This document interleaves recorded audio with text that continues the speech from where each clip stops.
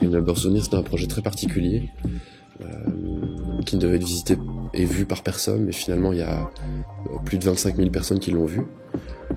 J'ai peint pendant 18 mois dans un bâtiment et ce que j'ai peint sur les murs, c'était une sorte de, pas un résumé, mais des morceaux choisis de 20 ans de carnet de dessin. Et tout le reste, c'était de l'expression libre. Donc tout ce que j'avais besoin de sortir, tout ce que j'avais besoin de dire, je l'ai écrit sur les murs.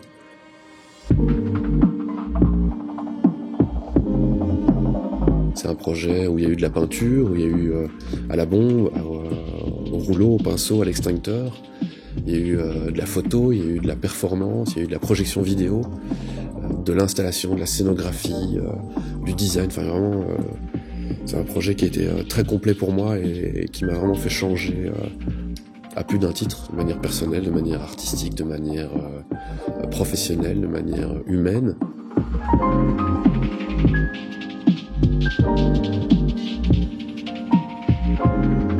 Ici dans la galerie, on a présenté le livre qui retrace ce projet, Remember Souvenir, livre qui présente mon travail, où j'ai écrit des textes, mais qui mettait la part belle aussi à 18 personnes, 18 photographes qui ont photographié mon projet.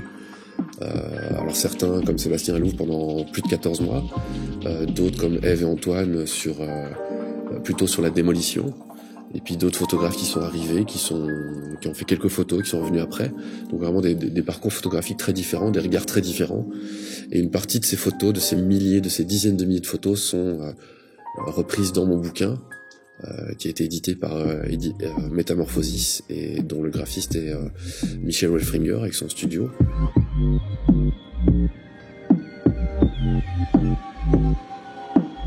Ce qui est assez chouette pour moi dans le fait d'exposer ici, c'est que j'ai un rapport très très très particulier à la bande dessinée, puisque mes yeux ont été nourris dès tout petit par la bande dessinée, parce que mon père travaillait chez Casterman, était directeur de l'imprimerie.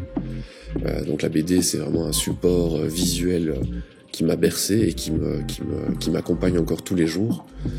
Et c'est chouette qu'une galerie et que le travail de plusieurs personnes permette de mettre en avant ce qu'on appelle le 9e art, et qui est un art à part entière.